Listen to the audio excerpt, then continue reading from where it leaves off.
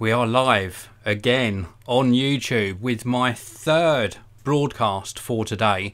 Yes, it is a frenzy of iPhone 10 videos, and in the latter part of this video, after I've shown you some amazing cases from Speck products, I want to talk to you a little bit more about my experience so far with the iPhone 10. Hello to Sumyu. I'm really liking you tuning in so quickly on the live broadcast. You must be hot on that button to the link to the Geekanoids YouTube live page. I really do appreciate it. I hope each and every one of you is having a fantastic weekend so far. It's currently 9:40 AM on a Saturday morning in the UK. A very dark and rainy and overcast day here, so I hope the weather is a little bit better wherever you are. The iPhone 10 so far for me has been a mixed bag of feelings because I wanted to like this so much, but I can't unsee that notch. I'm sorry to keep saying it in all of these videos, but I really want to like it. One thing that I did really like so far though is the rear facing camera performance. The dynamic range from the camera on the rear of the iPhone 10 is really something very special. It does an awesome job. Now, I was also going to talk to you in the last live broadcast a little bit about Animoji, and I completely forgot. So Animoji on the iPhone 10 uses the True Depth camera. I think it's called True Depth, but uses that front facing camera to actually map the characteristics of your face and to actually then put those on top of an animated character, and it works extremely well. I tweeted out a picture of an emoji or an emoji poop the other day on Twitter. Please do check that out. It was just my little bit of humour for the evening, and it really is fantastic. Okay, it is a little bit gimmicky. Maybe everyone is not going to use Animojis after they've had their iPhone for the first month. Maybe the sort of gimmick nature will wear off. But I was impressed at how it did it. Now what you can do is you can do the Animoji and then you can send it to somebody. They can save it as a video on their phone. So do be sensible. Don't say anything you shouldn't say. Or indeed you can then save it to your phone and then share it on social media like I did the other day. And I think it's just a great little feature. Yeah, it's something we could live without, but the fact that Apple have put it in here and it works so well is a bit of fun, so I do appreciate that. The rear facing camera, as I mentioned a short while ago, really very good indeed. And battery life has been stellar so far as well. We're only 24 hours in, but I was down to round about the 30% mark after, let's give you a more accurate description of the time scale, 19 hours roughly, and I was down to the 30, I think it was 34%, and then I decided to do a charge or a top up on the battery so that I could do these videos for you. So battery life is looking like it's pretty good. Overall performance of the iPhone 10 also looking as though it's pretty good as well, but we need iOS 11 to be optimised further to really take advantage of what is a very fast processor inside this smartphone. Some of the benchmarks, if you're into your figures, are very good indeed. But anyway, I digress. Today's video, or this morning's third video today, is looking at a range of cases from Speck products. I always put cases on my smartphones, and this one is not any different. So I'm going to be showing you three really awesome cases from Speck products. Before I do so, I want to say a big hello again, of course, to Sumyu, who was first in the chat. Also to Raymond Moore, Russ B, and Matthew Jones. Good morning to you all.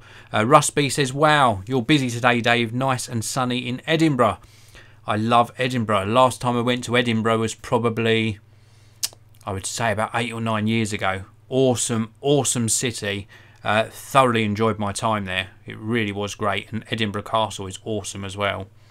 So let's take a look at the case packaging first of all before I show you the one I've got on my iPhone 10. So these are all Presidio cases, but with slightly different designs. So this is the Speck Presidio Clear. So this is obviously a clear case. And if we look round on the back, you will see some more of the specifications on the back and some of the features of the case. And you can see it gives you drop protection up to, I think it's 8 feet or 2.4 meters. Of note, it just says new iPhone on the bottom, so these were obviously produced before we knew it was called iPhone 10. We've got a little flap that comes up on the front so that we can actually have a sneak peek of the case before you buy it. And this is a clear case. It's got a slight pattern to it, but it's very, very rigid. So it's made of, this is why I haven't installed all of them on the iPhone. I want to show you how rigid this is. So it's made of a silicone rubber, but it's practically unflexible. There is obviously flex there, but it is very, very tough. This is what adds to the drop protection, especially on the sides. So it's not a hard Perspex case. There is still some flex, but it certainly isn't an ultra flexible case. So this is the Presidio Clear. You can see that there. So glossy on the back and a slight matte finish on the inside. Very minimal branding, just the tiny little Speck logo in the top corner there. So that's the Clear. And I wanted to just show you how rigid these are, purely because of the issue I had, which I'll talk to you about in a short while. So this is the Presidio Clear plus glitter in this pink colour, which would look superb on the white iPhone 10, most definitely. Is my camera going to focus on this? It's not focusing quite as well today, but there we go, we're now in focus. So this is the glitter version, and it says here it's got 2 layers of protection, as with all of the cases in this range, and this one has got like a glitter effect to it that really does catch the light, glistens in the light. You can see my studio light over there, really, really glistening in the light. So really nice looking case. And again, this pink version would look amazing on the silver version of the iPhone 10. And then the last one, which is the one I've got installed, and we'll come on to installation in a short while, this is the Clear and Print. So this has really got a nice arty design on here, which would show up better, admittedly. This would show up a lot better on the silver version of the iPhone 10, but alas, I have got the space grey version. So this is what it looks like on the space grey. So you can still see the print. I think it's really nice. I love the print on there. Nice large cutout on the back. Love the fact that we got the minimal branding. I would have liked to have seen the print avoid the Apple logo. That would have been a nice touch. Cutouts across the bottom, of course, for all of the ports. Raised edge profile buttons all the way round, and of course that cutout for the silencer switch on there as well. And again, this case works extremely well. I've got a screen protector on here, a full coverage screen protector from Kudos, and it works extremely well with the screen protector. It doesn't lift it up at the edge. A really high raised edge profile on this case though, so when you place this one face down on a desk or table, it's not going to damage the screen of your iPhone, or indeed in this case it's not going to damage the screen protector. But installing this was an issue, and I'm dreading having to take this off. I really am, because it's such a rigid material. Cramming the iPhone into here was a task in itself. It was very, very difficult to install because there's no flex on the sides. I probably will manage to get it out fine. I'm not saying it will happen with this case, but it just reminded me of a little story. Because I review a lot of cases, whenever a new device comes out, I've done this from day one on the Geekanoids channel, I've always reviewed cases, so I'm never going to change. Some people say, move on, why are you still reviewing cases 11 years on? And you, the viewers, appreciate it, or most of you do, so I'm going to continue doing it because I think it's a very helpful thing to cover. So as I was saying, this was difficult to install, but a little story, it wasn't with a Speck case, I can't even remember the brand, but I got my phone one year, I think it was the iPhone 6 or 6S, I'm pretty sure it might have been in that sort of time frame, and I couldn't get the phone back out of the case. And I can remember prying it, and then the phone shot out of the case and flew across the room, and it didn't get damaged, thankfully. It landed on a carpet, so a soft surface. But I was like, oh no, I've damaged a phone that I've only had for like 2-3 days, and I'm doing videos about cases to protect phones, and the phone flung out of the case. It was I can laugh looking back on it. At the time I was not impressed, but that wasn't a Speck case. So anyway, so it's very difficult to get it into the case, but once it's in there, you've got a good amount of drop protection, a really good amount of drop protection on all the corners. You can see extra protection on the corners here as well. It's just an overall really nice looking case. Let me give you a look at that design again. Very, very cool design. Just look at that. Love that. It just adds a nice sort of flavour to the case, a nice little sort of extra bit of visual candy on the back. So I do like that, and Speck makes some fantastic cases, not just for the iPhone 10, they do them for other ranges as well, other smartphones, other manufacturers, for pretty much all of the iPhones. So they've been going for absolutely ages, Speck, and they make some really cool cases. And this Presidio range, in all of the different flavours I've shown you in this video, really have impressed me, purely because of the drop protection. They add on a little bit of bulk and a tiny bit of weight, of course, but nice and grippy. All of the buttons work well. No extra effort needed to push the buttons. So a really good looking case. I'll leave a link down in the video description. In fact, it's already there. If you want to check out the Speck cases, then you can check out that link down in the video description. So I'm going to be taking some questions to close out this video. I will take as many questions as I can. I have got quite a lot of broadcasts to do today. If you want to use the super chat feature, then that will of course highlight your question or your comment, and of course it will buy me a coffee or a cup of tea, because I don't drink coffee. But anyway, let's take a look at the comments and questions.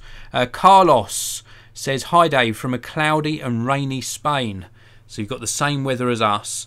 I can almost see Spain from my location. Well, not quite. I can see France, but the weather does look very gloomy in Europe at the moment. Sumu Nas says the iPhone 6s Plus still costs around $1,100 in Bangladesh. Oh my goodness. Oh my goodness. And Sumu also asks, will the next live stream be about Spigen cases? Nope, haven't got any Spigen cases yet. Chrono Lemon, it's a one-way trip into the case. I hope not. I hope not. I hope this is going to come out. Raymond Moore, Dave, what do you think about phone cases from Urban Armour Gear? They look very rugged. Yeah, I've reviewed them before, and they make some nice cases as well. Matthew Jones, I have a Speck case on my MacBook Unibody 2010. Yes, they do also make cases for MacBooks. So really good range. Shane, do you know how stupid you look lifting the phone up to unlock it?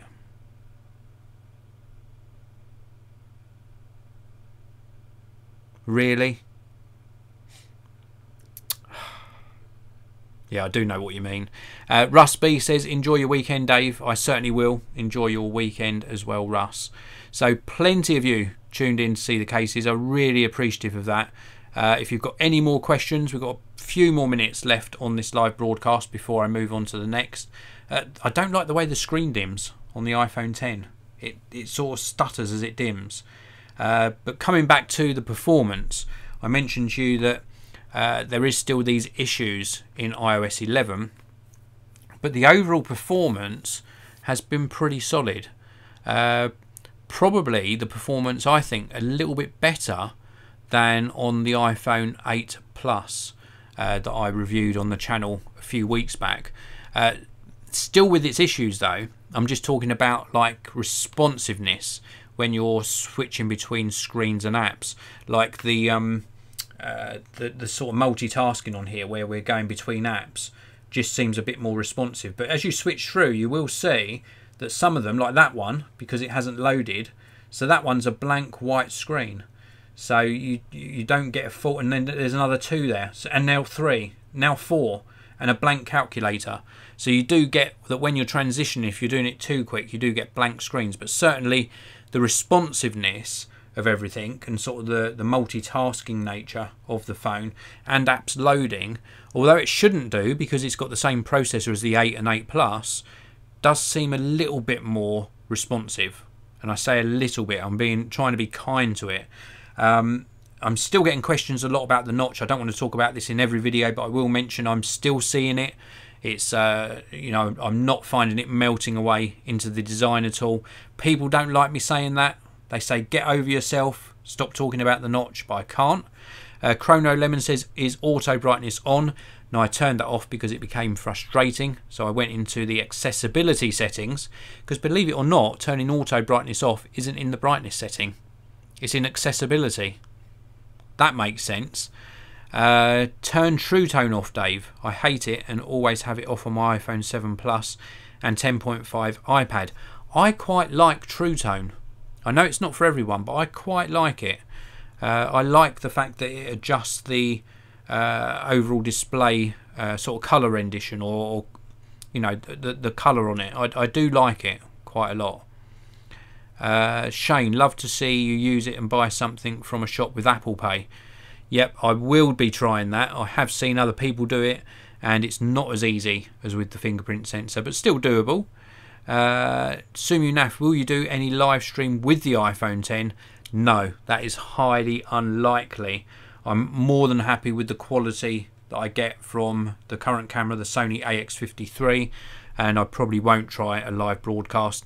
The app for streaming direct from smartphones, I've tried it previously with other smartphones, and it's not ideal. It doesn't deliver a good quality, and it doesn't deliver a good viewing experience, and I think would be unfair to the smartphone as well, because people would judge it on the bandwidth, the quality of the Wi-Fi connection, and they'd say, oh, it's a rubbish camera performance, and it's probably just not a wise move.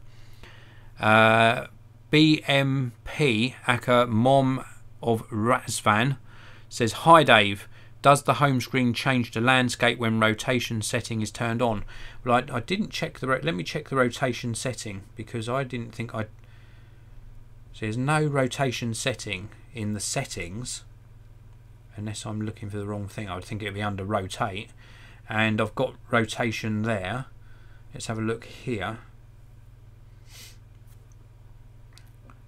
So that's portrait orientation lock off, so it was definitely off, and I did test this before, but as you'll see when I go round into landscape it stays in portrait. So here we go, so we're going to turn it round.